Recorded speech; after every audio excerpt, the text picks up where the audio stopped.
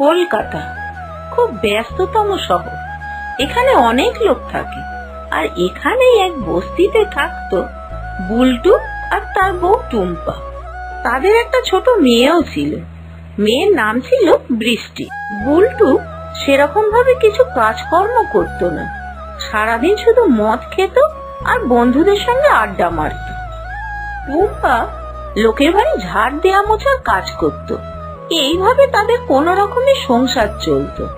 আর মেয়েটার পড়াশোনাও চালাতো টুম্পা। একদিন কলকাতায় প্রচন্ড জোর বৃষ্টি হয়, আর সেই বৃষ্টিতে বস্তির রাস্তাঘাট জলমগ্ন হয়ে যায়। আর সেই সময় টুম্পার মেয়ে পড়াশোনা করে বাড়ি ফিরছিল। ইস, একদম তো ভিজে গেছিস, একটু দাঁড়াতে পারলি না? এত ভিজে গেছিস, এবার তো শরীর খারাপ করবে। মা, আমি তো অনেকক্ষণ অপেক্ষা করছিলাম, কিন্তু বৃষ্টি থামছিলই না। তুমি তো আবার চিন্তা করবে, তাই তো বৃষ্টিতে ভিজে ভিজে চলে এলাম। এবারে কলকাতা এত বৃষ্টি হচ্ছে না, সবারই কাজকর্ম একদম খুবই খারাপ।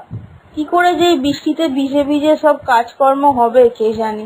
রাস্তাঘাটে এত জল জমে আছে, কি করে যে তুই স্কুলে যাবি কি জানি। মা, তুমি তো আমাকে একটা রেইনকোট কিনে দেবে বলেছিলে, ওটা থাকলে তো আমি ভিজতাম না। তুমি কবে কিনে দেবে মা আমায় রেইনকোট? কিন্তু টুম্পা ওই লোকের বাড়ি কাজ করে সামান্য পয়সা, তাতে কি করে সংসার চালাবে, বরের মদের খরচা চালাবে আর মেয়ের পড়াশোনা চালাবে, কিছুই সে বুঝে উঠতে পারছিল না। তাই তার রেনকোট কেনারও কোনো সামর্থ্য ছিল না। এর মধ্যে বুল্টু মদের বোতল হাতে ভিজতে ভিজতে বাড়ি ফিরল। কোথায় মরে গেলি তুই? মরে গেলেই তো ভালো হতো, মরতে আর পারছি কোথায় তোমাদের জ্বালায়। এটা তুই কি আজে বাজে বকছিস বলতো? তোর কি মেয়ের খেয়ালটা নেই পর্যন্ত? আমার ঠিকই খেয়াল আছে, খেয়াল তোমারই নেই। সারাদিন মদ খেয়ে এখন বাড়ি ফিরছে, তা আবার মদের বোতল হাতে। কাজকর্মের কোনো বেলাই নেই। পর্যাদ মেয়ে, তুই নিজেকে কি ভাবিস বলতো? তোকে একদিন আমি বারণ করেছি না আমার মদ খাওয়া নিয়ে কিছু কথা বলবি না? মদটা আমার তাহলে গরম হয়ে যায়। এই মদই হলো তোমার কাল, তুমি কি সেটা বুঝতে পারছো না? তোমার কত ক্ষতি করে দিচ্ছে এই মদ। চুপ কর বলছি, চুপ কর। আবার সেই মুখে মুখে কথা বলছিস। বুল্টু আগে এরম ছিল না। বিয়ের সময় বুল্টু খুবই ভালো ছিল, মদ খেত কিন্তু মাঝে মাঝে। আর এখন বুল্টু রোজই মদ খাচ্ছে, মদ খেয়ে বাড়ি ফেরে আর বউকে অযথা কারণে মারধর করে। বাবার এইরকম ব্যবহারে মেয়েটা খুব ভয়ে ভয়েই থাকত। শোনো, এখন বর্ষাকাল, রোজ এইভাবে বৃষ্টি হচ্ছে। তাতে আমি কি করব? বর্ষাকালে বৃষ্টি হবে না তো লু বইবে নাকি? তোমাকে তো কিছু বলাই বেকার। তবে জানিস যখন বলিস কেন, যাওয়ার আগে কিছু টাকা আমাকে দিয়ে যাবি। টাকার কথা শুনতেই টুম্পা রেগে লাল হয়ে গেল। টুম্পা তখনই বলল, পয়সা চাইছো কেন? পয়সা কিসের? তোমায় কোনো পয়সা দিতে পারবো না। খালি মদ খাবে বা তার জন্য পয়সা চাইছে? এই পয়সা বাকিটা আছে মুদির দোকানের জন্য, আর কিছু বাজার করব।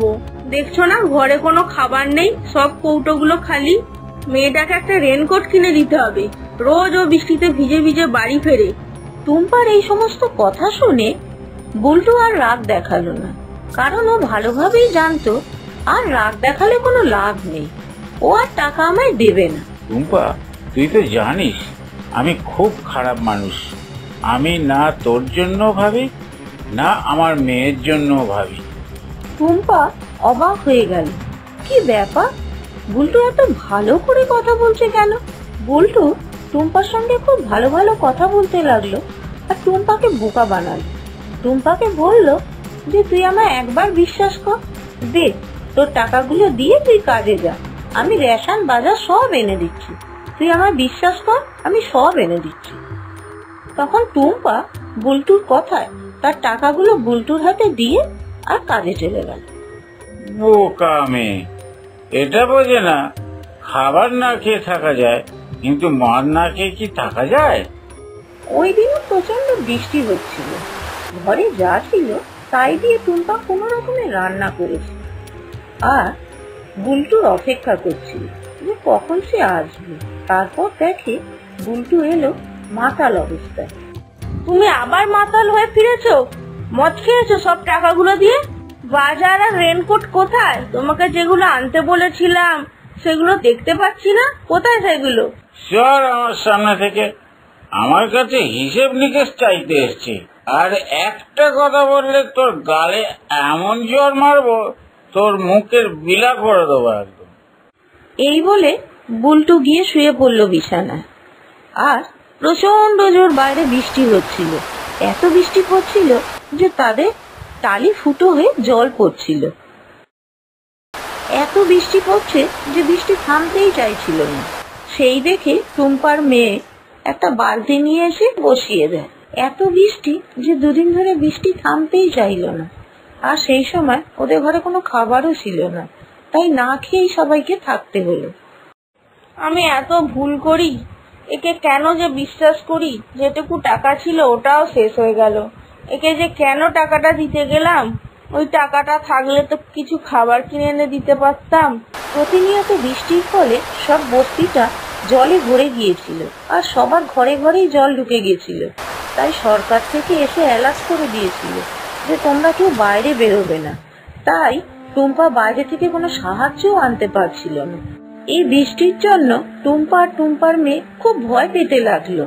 আর এদিকে টুম্পার স্বামী বুলটু মদ খেয়ে ঘুমিয়েই পড়ে আছে, তার কোনো হুঁশ নেই। বস্তির প্রত্যেকটা ঘর থেকে বাঁচাও বাঁচাও বলে চিৎকার আসছে, আর ওরা তত ভয় পেতে লাগছে।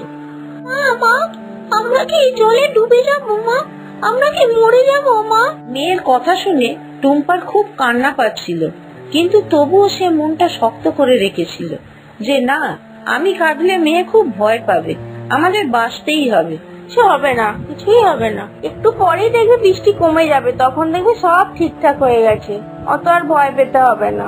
এরপর বুলটুর নেশা কেটে গেল। নেশা কেটে যাওয়ার পরই বুলটু উঠে বসলো, বসে বলল, টুম্পা, ঘরে এত জল কোথা থেকে এলো? টুম্পা, ঘরে এত জল কোত্থেকে চলে এলো? আমাদের সাহায্য নিতে হবে, আমাদের বাইরে বেরোতে হবে এক্ষুনি, না হলে এক্ষুনি বৃষ্টিতে আমরা ভেসে চলে যাব। এতদিন পরে বুলটু সংসারের কথা একটু ভাবলো, আর তার মুখ চোখটা খুব ভয়ে ভয়ে লাগলো। সে সঙ্গে সঙ্গে তার মেয়েকে কোলে তুলে নিল আর বউয়ের হাতটা ধরে বলল, তুমি কিছু চিন্তা করো না, আমি যতদিন আসি তোমাদের কোনো ভয় নেই। টুম্পা, তুমি কিচ্ছু চিন্তা করো না, আমি আমার মেয়েকে কোলে নিয়ে নিয়েছি, আমি ওকে কিচ্ছু হতে দেবো না, আমার প্রাণ থাকতে ওকে বাঁচিয়েই রাখবো আমি। তারা কোনো রকমে জল পেরিয়ে গিয়ে রাস্তার ধারে একটা রেস্কিউ টিমকে দেখতে পেল আর তাদের কাছে সাহায্য চাইল। তারা কিছু সাহায্য দিতে তারা একটা স্কুল বাড়িতে গিয়ে উঠলো। এরম করে ওই বস্তির অনেক লোক ওরকম স্কুল বাড়িতেই গিয়ে উঠেছে, আবার অনেক লোক মারাও গেছে, আবার কিছু লোককে খুঁজেও পাওয়া যায়নি। দুদিন পরে স্কুল বাড়িতে গিয়ে কিছু খাবার পেয়ে তার মেয়ে এবং টুম্পার মুখে খুব হাসি ফুটে উঠল। এই প্রথমবার বুলটু খিদের জ্বালা কি সেটা বুঝতে পারলো। আর তারপর থেকেই সে টুম্পার কাছে প্রতিজ্ঞা করলো, দেখো টুম্পা, এবারে আমি সত্যি সত্যি তোমার কাছে প্রতিজ্ঞা করলাম যে আমি জীবনে মদ ছোবো না, আমি রোজগার করব, আর রোজগার করে যা হবে তোমার হাতে এসে তুলে দেবো, তুমি ঠিক মতো করে সংসারটা চালিও, আর আমি মেয়েকে কষ্ট দেবো না।